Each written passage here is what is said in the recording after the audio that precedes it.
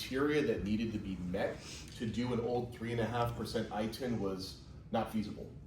To give you an example right off the bat, and we're going to talk about some of the ways this program is so much different, but you know, it used to be like a 3.5% down, you had to have like a 32% back-end debt ratio. That is very, very low for most people, especially here in California, regardless of whether you have a decent job or not. Very rarely do we run into anybody with debt ratios in the 30s. Most everybody is 40s and above. You usually had to have an outrageous amount of cash reserves, meaning even after the loan closes, you had to have X amount of dollars in your bank to support the cash reserve requirements. It was very difficult to do, especially because a lot of times that money had to be seasoned money, and you'll learn in this program you don't necessarily need that. FICO requirements were generally a lot higher on those programs, where in this case it follows more of a traditional FHA where we can go down to 580. Seasoned money is money that's been there for a while? 60 days. 60 days. Okay, that's what a lot of the other programs have, okay? This program, on the other hand, doesn't. So we're gonna go through each slide, kind of explain it. I'm gonna talk a little bit, Jesse's gonna talk, Erica's gonna talk a little bit about it, and then if you guys have questions along the way, ask those questions. This is not a program that everybody's gonna use. Like, I got a question this morning from somebody who couldn't be here and said, this sounds like a great program. Is this somebody that I could use even if they do have a social? There's no reason for that. You could do a traditional FHA loan with somebody that has a social security number, and we go down to 580 for FHA. So a lot of what this program does is it mirrors traditional FHA guidelines. And that's why it's such a different program than the traditional old ITIN programs that we've heard about in the past with these tighter restrictions. There are a couple quirks on this, but you'll learn it's not that big of a deal, okay? So we're gonna talk about the fact that it's a 3.5% down payment, which is huge. Again, why is that big? Because that's what a traditional FHA loan is, 3.5% down. It's for ITIN, DACA, and non-permanent resident aliens. We're gonna talk about what each one of those is.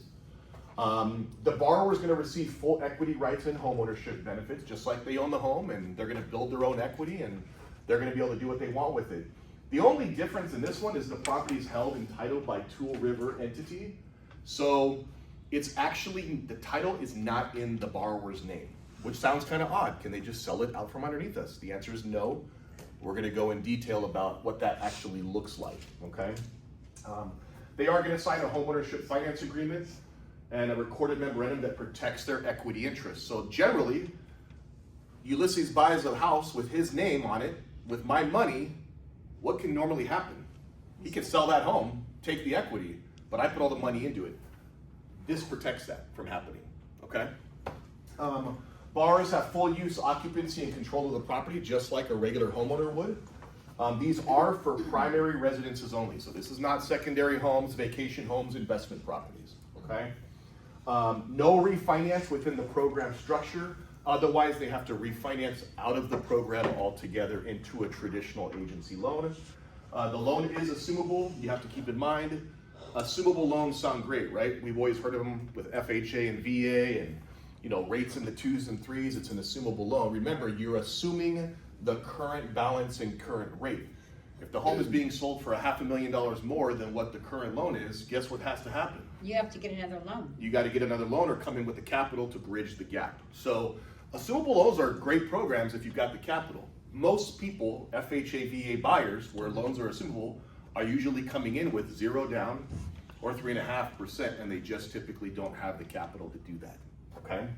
And then borrowers remain in the property for up to 40 years. We'll talk about that in more detail, okay? So the big question is, what's an ITIN? You guys tell me? Without looking at that. Somebody without a social security. Somebody without a social security. Do you guys know what an ITIN number is? No. Tax ID number. What does that mean? Okay, so an identification number issued by the IRS. So an ITIN is a tax identification number issued by the IRS. Why is that different from a social security number? Who issues social security number? Social Security Administration, right? So, sorry, I mean, you keep walking. No. So who can get an ITIN? Foreign nationals, or who is not eligible for a social? Foreign nationals living in the US, undocumented immigrants, certain visa holders. There are like 25 different types of visas. So some loans we have for visa holders, some we don't. We just have to know what they are. Spouses and dependents of U.S. citizens or residents, and individuals with foreign income reporting requirements. What is an ITIN used for? What's it used for? File taxes. File taxes, to get a job, to Bank actually accounts. be able to carry a job and file your taxes, open bank accounts, build a tax filing history, apply for certain mortgages through lenders that offer ITIN like this one, and conduct certain financial transactions. What does an ITIN not do? It is not a work authorization, okay? It does not provide lawful immigration status. It does not qualify for somebody for Social Security benefits, and it does not serve as proof of U.S. citizenship. Did you have a question? I just saw arm up. Did somebody have a question over here? Okay, sorry. I'm seeing things out. Maybe it was this moving. Any questions on that so far? Okay. ITIN and mortgage loans. So depending on the lender of the program, they can purchase a primary, qualify with as little as 3.5, use alternative forms of credit, which we're going to get into what that looks like. Qualify with W-2, self-employed, or bank statement income, and they can finance single-family homes, some condos, PUDs, and in certain programs, multi-unit properties. But what does it have to be? Primary residence. Primary residence. Can you buy a multi-unit as a primary? Absolutely. You can live in one of the units and rent the other 1, 2, or 3 units. Okay, so. But then you just said a moment ago on that other, the other one, and you said that you can't use it as investment property. But this would not be an investment. You can buy units As long as you live in one. as long as you live in one of them. Then it's not classified as an investment. It is an investment for the other units, but if you're going to live in one of the 2, 3, or 4 units, that's a primary residence. Okay? But this program is only for 2 units. It's only for 2 units. Okay. See, there we go. Erica knows best. ITIN versus Social Security, I think this kind of goes without saying. ITIN's issued by the IRS, where an SSN is issued by the Social Security Administration. ITIN's used for tax reporting only, where a social can be used for tax, employment, and government benefits. ITIN does not authorize employment, and it can be used, and then a Social Security can be used for employment if the holder has work authorization. And then an ITIN does not provide immigration status. It's very important that we know that. They are not legal citizens. They just have a tax ID number for the purpose of getting a job and filing taxes. Whereas a Social Security number is, you're a U.S. citizen. When you're born, you get a Social Security number, okay? Any questions on this slide? Well, not Yes. that. Okay, so after a person does become a U.S. citizen, do they then get the, of course, the Social Security number? Down the road, yeah. And the ITIN gets, It doesn't apply. It doesn't apply. it just Yeah. gets erased. Yeah. It could be permanent residence or U.S. citizen. Yeah, Correct. permanent, yeah, there's 2 different. Remember, permanent resident means they've got a green card, okay? They can get a social with that, or they become a citizen and get a social. But that process can be very lengthy. Do green cards forever? Is that like forever? I believe so. It's I every, think think you have to renew it's every, it. it's every 10 10, years. 10 to 14 years. Yeah. Because I have a Polish friend that had to go back to Poland. It expires, so you have to. Yeah, you have to renew them. You can become a U.S. citizen if you're a resident, if you qualify to become a U.S. citizen. Or you could just live here, just green card the whole time? Well, But you have to renew that green card. renew it, Correct. Depending Yeah. what type of green card you get or permit. Oh, wow. Yeah, you have to renew them. I know you do. A lot of people just don't, excuse me, a lot of people just don't want to take the steps of going that next step and becoming a U.S. citizen because there's certain criteria that has to be met. And it takes a while. It is a very lengthy It process. can It is be not 10, something. 15 years. It is not something that happens overnight. Yeah. Okay. So, so any questions on that before we go to the next slide? Okay. DACA. So this is a big one. We've also heard DACA called Dreamers. Yeah. So DACA is Deferred Action for Childhood Arrivals. It's an immigration policy established back in 2012 for individuals who came to the United States as children to receive temporary protection from deportation. So what does DACA provide? So this is the difference: is eligible recipients may receive protection from deportation, which is huge, okay, for a renewable period, and employment authorization documents. So a lot of times what we do is we see borrowers that have an EAD card. It's an employment authorization card. So it basically gives them authorization to work. If we have anybody that has a green card, we need copies of front and back. If we have anybody that has an EAD card, a work permit, we need a copy of the front and back of that. If it's expired, guess what? We can't use it. We cannot use expired documents anywhere in our business. If we get a photo ID at the beginning of the transaction and it's gonna expire by the end of our transaction, that's a problem. Okay, so we do not work with expired documents whatsoever across the board. Okay? A social security number after receiving work authorization, so they would get their social security. The ability to legally work in the United States, and in most states, eligible for a driver's license, okay? There has been a lot of interesting, I would say, publicity around DACA over the last like 10 years, because it's like, they recognize DACA, they don't recognize it. Right now, we are doing loans for DACA borrowers. So it's important to know that ITIN and DACA are two different things, but they do fall into the same category, okay? So what DACA does not provide, grant lawful permanent resident, okay, so they don't have a green card. It doesn't grant US citizenship, automatically lead to permanent legal status, or guarantee protection indefinitely, as the program is subject to legal and policy changes, which is exactly what I was just talking about, because over the last 8 to 12 years with different administrations, we have seen a lot of different changes when it comes to DACA, okay? Who may qualify?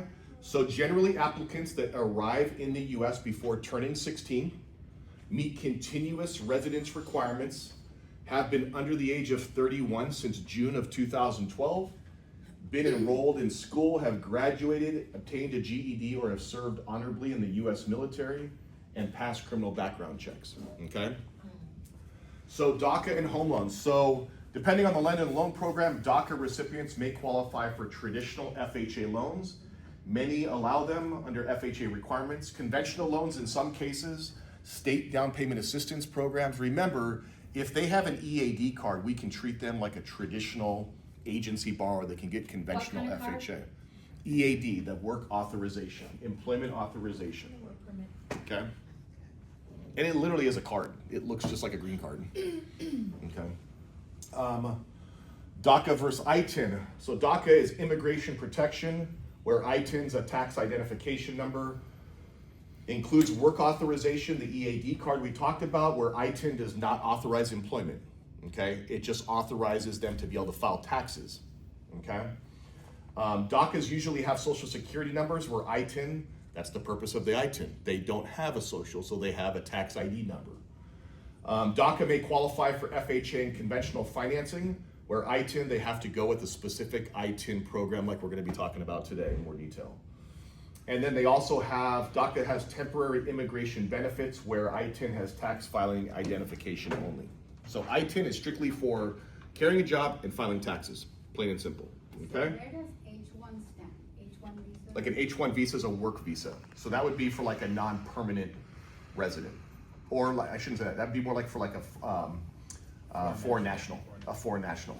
So H1 visa is probably the most common one. We see a lot of that with, we see a lot of doctors with H1 visas, but those are only good for a certain amount of time as well. So they have to get those visas renewed.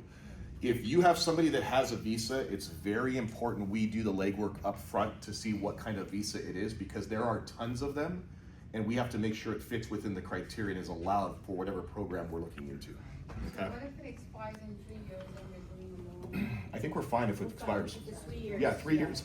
A lot of what we do in our industry is proving that income will continue for a 3-year period, which, to be honest with you, is almost impossible, because anything can happen, right? But in most cases, whether it comes from like child support, alimony, we have to prove that it's going to continue for 3 years for a lot of things. Visa is the same way. As long as there's a 3-year period and we can document it, whether or not it's going to continue a year later, we can't decide that. But we have to be able to prove that there's at least 3 years remaining on whatever that income source is, okay? Any questions there? How does the bank, lend them the money for 30 years, loan? If let's say they're on a work visa and their visa does not get approved. So here's the big difference. If you're on a work visa and you have, like we're talking foreign national, okay, that's on a work visa, the big difference with foreign national loans versus like an ITIN DACA is foreign national loans require much more skin in the game. So they're gonna require anywhere from 30, 35, 40% down, okay? When somebody has that much money invested in a home, do they just go back to their country and not worry about it? Nope. No. They're not gonna walk away from hundreds of thousands of dollars in equity. Now, it doesn't mean that they're gonna come back right away. What they're gonna do is they're gonna maybe have to leave. They're gonna rent that property out until they get their visa situation worked out. Yeah. And then they're gonna come back, okay? So, Obviously they have to put a lot of money down. oh yeah, visa, so there are foreign nationals, there's a lot of different criteria because some foreign nationals can have a job here, but they're not citizens, so maybe they have a social security number. I'm sorry, not a social, a FICO score. Yeah. If they have a FICO score, a lot of times we can get away with maybe 30% down. If they don't have a FICO score, we're using alternative ways of determining their income, or even just in general, like there's not even really income requirements for those programs. A lot of times it's 40% down. Now, are you gonna get, right. Now, are you gonna get a smoking good rate in the low sixes for a foreign national? Of course not. No, because there's risk in that, right? So anytime you start dealing with less income qualification by alternative ways of qualifying foreign nationals, you're always got to look at risk. What comes with risk? More down payment, more skin in the game, and also higher interest rates, bottom line, okay? So, any questions on DACA? We hear ITIN a lot more than we do DACA, but DACA has been around for a while, and people always say call them dreamers. That's what we talk about a lot, but that's basically what DACA is, okay? So how the structure works. So this is an FHA loan structure. So the loan is quoted on a 30-year term, okay? It is a 40-year agreement with the Tool tribe. So basically what happens is you can stay in the program for 40 years, okay? At the end of 40 years, you will have to, now, I'm gonna be honest with you, how many people do we know that stay in their home 40 years anymore? We just don't see it. Our grandparents lived in their home for 30 years, ended up paying the homes off. We just don't see it. I think the average lifespan in a home, at least in Southern California, it was like 5.5, 6 years. I I was think gonna it's say gone 5 up. to 8, yeah. I was gonna say it's probably gone up since the pandemic because people are staying in their homes longer because they're sitting on really low interest rates and they don't want to move and go into a 6-7% rate, so they're choosing to stay longer. And if they need a bigger house, what are they doing? The transfer is going to come from the Tool. The interesting thing is, who do you make your payment to? Tool River. You make your payment to the tribe on this program. Okay? So titles held by Tool River, which is an Indian tribe, you also make your payment to them. If you decide to refinance or sell the home before then, the payoff statement comes from the Tool tribe. Okay? Any questions on this structure right here? So they're on the deed or whatever with you? Title. If you're Tool River, I'm buying a house, I'm putting the 3.5% down, your name is going on title. Oh, Okay? Now I sign an addendum that protects my interest, my equity in that home. Tool River cannot just go sell that home out from underneath me. Okay? I still maintain that property as if I am the homeowner. The title's just being held by Tool River. and are they building equity too, or No. just? No, you own every bit of equity in that home. So what's the benefit to them? It's just protection. It's a protection. They're the ones that offer this program. They hold the risk, essentially. But it's really not risk because their name's not on the loan. Their name's just on the title of the property. Well, it's like buying a car. Who's the lien holder of the pink slip? Ford Motor Credit. Yeah. Who gets to drive the car? Ford Motor Credit? No. Well, You. guess what happens? If you stop making your payment on this, The keep Indians the come home. after you. Yeah. they keep the home. But that's in every situation. Okay, but once you own your car, you own your car. This, you're paying for 40 years. No, you're paying it for 30 years. It's a 30-year loan. But you could pay it sooner. Stay under the title with Tool River. But then what happens after 40 years? Well, if you pay this home off, Yeah? you're gonna just transfer it into Your your name. own name. The title will come. Because now there's no loan program. There's no loan on it. That makes sense. Yeah. Okay. How does it benefit the, there's other FHA, loans, so how is it benefiting the person getting the loan? For Well, them to go with. Because they're ITIN versus a Social Security. There's not a lot of options, Debbie. So You have remember, this or the nothing. biggest thing on this program versus a traditional FHA is a traditional FHA requires a borrower who's not only a citizen or a DACA, theoretically, but has a Social Security number. So they'll This do program it. is strictly for somebody who is an ITIN. Gotcha. Or DACA, because not every DACA has a Social Security number. Huh. okay? There's So other, they help those people. Yeah, go ahead. there's other ITIN number programs, but they require more down payment. This one requires 3.5% down. That's the Gotcha, that's the gotcha. catch. Yeah. Before Okay. they used to require 30% down. Right. So putting 300,000 versus putting 18 grand, Big that's a game changer. If you were to come to me a month and a half ago and ask me about ITIN, I would tell you, I hope your borrower has 20%. Because I know I have programs for borrowers that can put 20% down ITIN and meet the criteria. Up until this program was available, all the ITIN programs we had that were less than 20, so 10, 5% down, 3.5, like I said, the guidelines were so restrictive that it was like that investor was saying, yeah, we do it, but I know we can't get anybody in it because our guidelines are so tough and restrictive, okay? Where this follows more traditional guidelines, okay, which we're gonna go into With less down payment. with less down payment, yeah. Okay, I have family that, they are not, Residents residents. So, or citizens, within we should say 60 citizens, days, yeah. they save what they need to save first, right? And then they will probably have the, be able to get onto this particular. So you're saying save over 60 days? Yeah, something you mentioned. Oh, the season that 60 funds? days, the We're season gonna go fund. into why this program does not require season funds. Oh, it don't, okay. It doesn't. That was my talking point. Yeah, we're gonna go in, yeah, Okay. he's gonna go into That's where that. Jesse comes So I'm in. just thinking of family right now. Yeah, so, no, okay, I wanted to it's, see how- like I said, it follows a lot of traditional, it mirrors a lot of traditional FHA guidelines. But that's like one of the key factors where FHA, usually all money has to be a gift or you have to have seasoned funds, where this program doesn't, which Jesse's gonna go into, okay?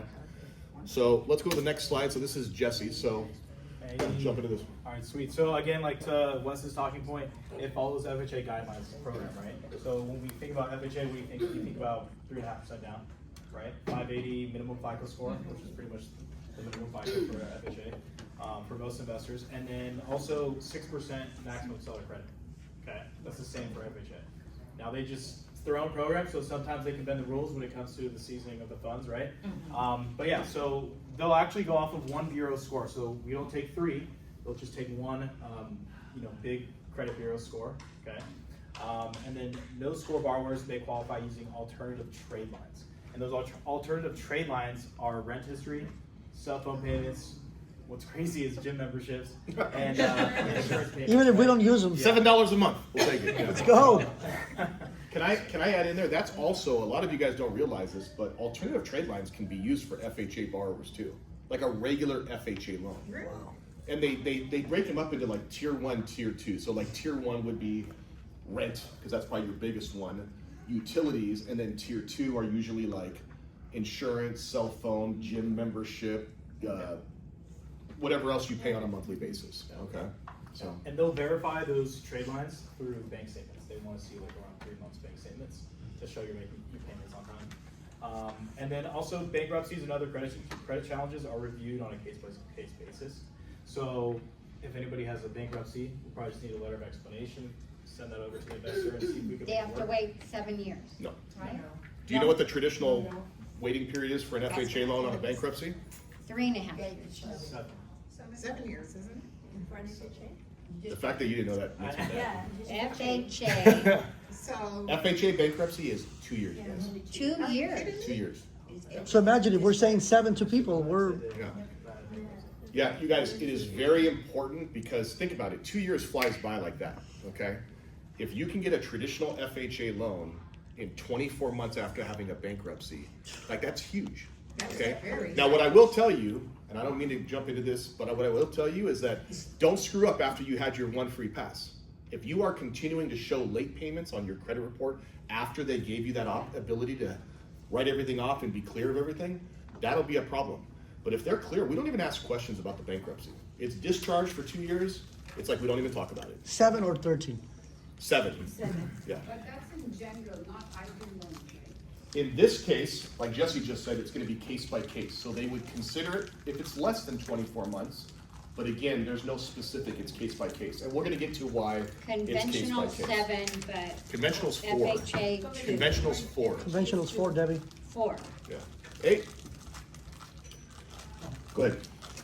So what is 7? No more 7? What is 7? It used to be 7. Foreclosure. Oh, for Foreclosure. That's Okay. what it was, Wanna- for that client. Oh, yeah. Any questions about this? Any other questions? I think that's what he had. All right, so employment and income. So how can they qualify using their employment and income? How do we verify that? All right. So W-2 borrowers, right? They get pay stubs, W-2s. We would need 2 years of employment history. Same as FHA, right? They would need a 2-year history. Now, when it comes to self-employed borrowers, we just need 1 year. Okay. So that could mean 12-month bank statements or just most recent tax returns. And now if they don't have a lot of money on their tax returns, if they write a lot of money off, we use 12-month bank statements, okay? Now when it comes to those bank statements, we have like what's called like, it's like a formula. We take the total amount of the deposits and basically divide that by 45, okay? I think it's, yeah, the standard expense factor is 45%, okay? So divide all of those debits and all that income in the bank statements by 45%. Now we can get the expense factor lowered to maybe, let's say 25%, maybe even 15%, if we have a CPA letter supporting those profits, okay? Does that make sense? I see some confused faces, so.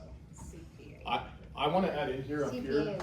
if you guys, this is in small prints, W-2 borrowers can't have more than 3 different jobs over that 24-month period. That is really important, you guys, because borrowers do bounce around from job to job. If they've had more than 3 jobs in that 24-month period, it's gonna automatically disqualify them from the program.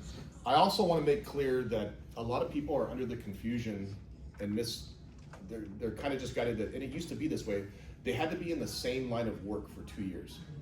If you're a W-2 employee, we don't care what line of work you're in. So they could have 3 different jobs with 3 different types of, they could be the barista at Starbucks, the secretary at the nail salon, and Waitress. a waitress, okay? We're okay with that for W-2, okay? Now, if you're self-employed, there's gonna be tighter restrictions. But this is really different than traditional FHA, because I've seen people with 4 jobs over a 24-month period. With FHA, traditional, that's fine. In this program though, 3 jobs max, okay? Just wanna make that clear, so. Yeah, any questions? Yes? Alicia? This is ITIN and DACA. This is all we're talking about is ITIN DACA, yeah. Next one. Okay, yeah, next slide. So with ITIN, they get a W-2? Yes. So remember, let's step back to that original. What is an ITIN? It gives them the ability to file taxes. That's it. Okay? So if you have an ITIN number and you work for a W-2 employer, what are you getting? 2 years of W-2s, what are you doing with those W-2s? File taxes. You're filing taxes. Okay? We good on that? That's really important you guys know that, okay? Go ahead. Sweet. Now, debt to income guidelines, okay? Obviously, I think as a realtor, they're talking a lot about like DTI, which stands for debt to income ratio, right? For conventional, right, we really don't want anything over 45, but we can go up to 50, and then or 49.99, and then with FHA, we can go a little bit above 50 to around 55, 56. Okay. Now, these DTI ratios can generally reach up to 50 to 60%, right? No other program other than VA can really go higher to around 60. So this is pretty awesome. And then borrowers retaining another property are limited to 45% DTI. Okay. So if you already have another property, you can't go above 45 on this new purchase, okay? Explain that in a little bit more detail, like what that means though. What? The 45, another property, because I think people get confused, because If we're they saying own one primary another. residence. Yeah. So can they leave the current home they're in and go buy a new primary? Sure. Yes, because that's a new primary. It has to be primary. But they're limited to 45 max debt ratio. With both mortgages. With both. Okay. Okay, go ahead. And then, again, right at the very bottom, it says they have to document 3 months of reserves, okay? Does anybody know what reserves are, what that means? Mortgage payments. Mortgage payments, taxes, insurance, they have to show that they have at least 3 months of those payments in their balance. Including HOA if there's an HOA. That's part of the monthly liability. Okay? All right. So, again, there we go. This is the no sources, right? That For, is, sorry. yeah, go ahead. That is a part of the season funds, where you say the reserves need to be there, or if there's something missing. No, though, because that's what's gonna be, this is gonna trump that right now. Yeah. So So, they have to show they have the money, but it doesn't have to be, there's a difference between showing what's in your account I got it. and season. Okay, yeah, so let's say you have a friend that has a lot of cash or a client, right? And usually they have to wait like 60 days, right, for that stuff to season. At that point, if they want to buy a home sooner than 60 days, we kind of tell them, hey, let's just, gift fund it. You tell, a relative to kind of give them those funds, right? But for this program, there actually is no seasoning, so they can just put that money in their account and they're more than welcome to use it. No questions asked from the underwriters. And then, gift funds are also permitted for this as well, if they wanted to go that route. And then 2 months of bank statements are generally required as well, which is kind of normal, it's kind of standard. We usually always ask for 2 months bank statements up front. And then 3 months of bank statements are required, again, like I said earlier, for self-employed, okay? Now, usually it's 12 months if they've been self-employed for a year, but this program, they will ask for only 3 months. So 3 months most recent bank statements, okay?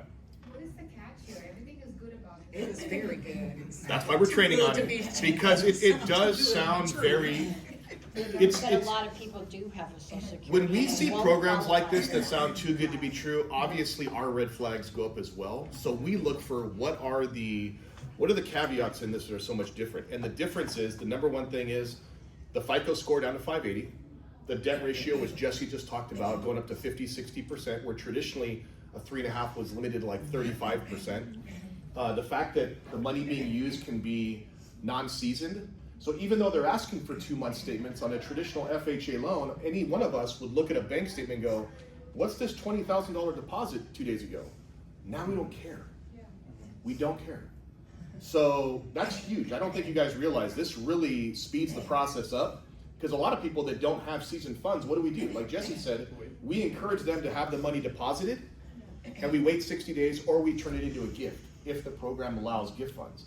In this case, either one is fine. We can get a gift, or we can have the money just deposited into the account. The gift is really important because it avoids the seasoning. Now it doesn't really make a difference. Yeah. Okay? Any questions on that for Jesse, you guys? Nope. We can see this as an opportunity, or we can see this as, what's the catch? What's the gimmick? This is a great opportunity to get families into homes that otherwise wouldn't qualify for traditional financing. So I'm not here to, I don't know, wonder why this loan wasn't around 30 years ago. I'm just happy that it's around now. So let's take advantage of the now. Is everybody going to qualify for this? Absolutely not. But if 5 leads from each and every one of us qualify for this a year, that's 5 closings from an ITIN program. When we get our compensation checks, is it going to have an asterisk on the check that says, well, this check is 10 grand, but because it was an ITIN loan, it's only 2 grand? No.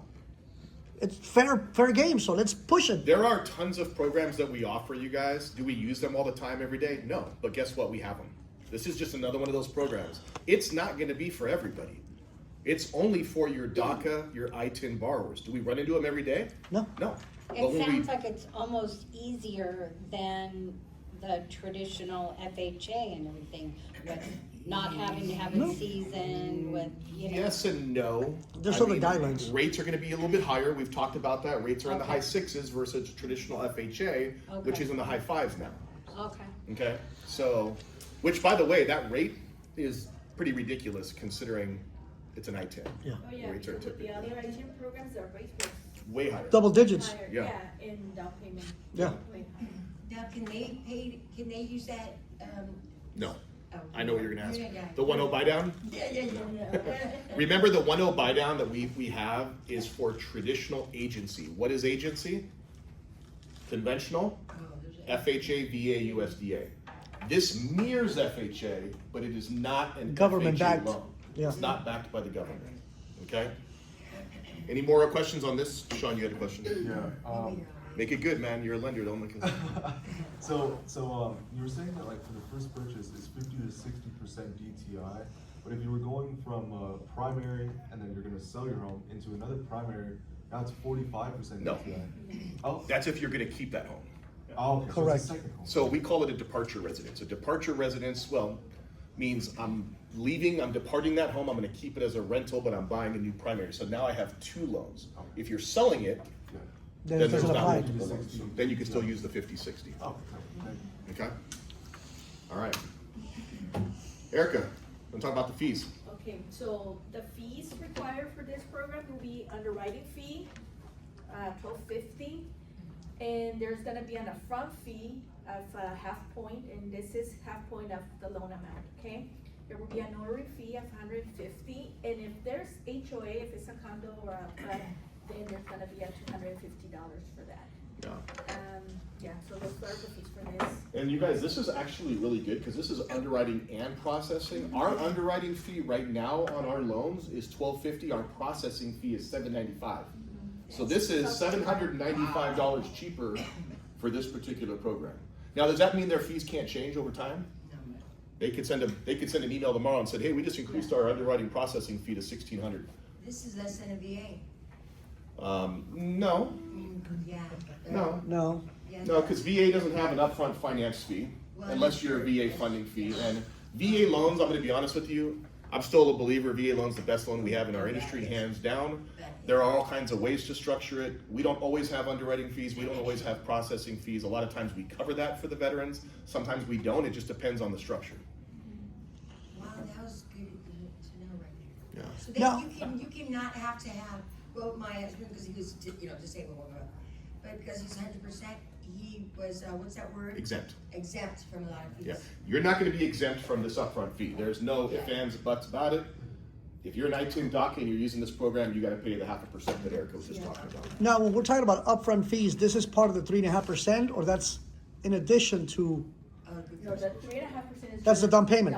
So this is closing Part of cost the fees, yeah, part of the. that we can ask the seller to cover. Yes. Gotcha. Up Well, to how much? The upfront fee of half point is not, it cannot be financed, so. it Yeah. has to be out of pocket.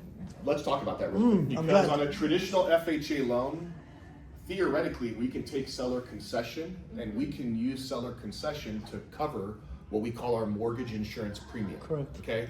I'm gonna be honest with you, I can count on my one hand how many times I've ever seen a seller do that. Adding $6 or $7 grand to your loan is gonna make a minor change to your payment. But taking $6 or $7 grand and using that towards closing costs has a much bigger impact to most borrowers. Yes. So in this case though, even if you have enough seller credit, which we talked about earlier, how much seller credit is allowed? FHA 6%. 6%, mirrors FHA. If you get up to 6%, it just cannot be used to cover that upfront fee. It has to be rolled into the loan. Okay. Oh, so it could still be rolled, stacked into the No, loan. it's stacked in the loan. Okay, okay, because I was like, damn, what if they don't have it? Then No, yeah. okay, perfect. Okay. Any questions on this, you guys? So when is this paid? Is it paid when they have to run their credit to see? Oh, no. So this is once you're in contract. Okay. So these are your traditional closing costs. You pay at the end. Yeah. It's part of your closing costs. Give me an example of the 50% upfront fee. So that's paid before, No, that's also paid later? Through the loan. everything is paid at closing. Just like a traditional loan. Yeah, When you obtain, when the borrower comes in here, gets a loan from us, they don't pay anything to get pre-approved. We get them pre-approved, they go into contract. Their only upfront expenses are usually their deposit. They'll have a deposit here when you're writing the offer, right? Usually an inspection for every transaction, unless they waive it. You'll learn that, Erica's gonna talk about it, you can't do that. And paying Appraisal. for appraisal Appraisal and termite. and termite, okay? If required. If required. But that all starts once they're in contract, okay? But if they're just getting pre-approved for any program or this one, there's no out-of-pocket expenses up front, It's into the end. okay? Any questions on that, guys? Great. Cool. All right. Under the loan program, there wouldn't be another underwriting fee. This is just the. That's it. This is just this program, Yeah, yeah. just this Yeah, program. this is just this program, okay? Okay, so monthly fees, so this program will require a half point monthly servicing fee, and that will be also paid to Tool River. And also the MIP, because it follows FHA guidelines, there's a standard FHA monthly fee that is required. Now, we talk about the seller contribution, it's up to 6%, And the seller credit cannot be used to pay any of the Tool River fees or the first payment. So that has to be paid by the borrower. This is really important, guys, because with a traditional loan, you have in your payment your principal and interest, which is your note, your taxes, your insurance, and your monthly mortgage insurance. You also have the Tool River 0.5% that gets in there too. So a lot of people say, like, you were like, what's the catch? Well, there's some other things that are a little bit different. This isn't great, but guess what? You want the program, Or you don't want to. or you don't want the program. We can't get around that. There's no way to waive that, okay? That's part of your monthly payment, though. That's part of your monthly payment. Yeah, If so, it's like a $4,000 payment, it's about $200, right? well, it's 0.5% on the loan amount, but yes, whatever that equates to. I'd have to figure that out, but yes. Yeah. Yeah. Any questions on that, guys? No. Okay.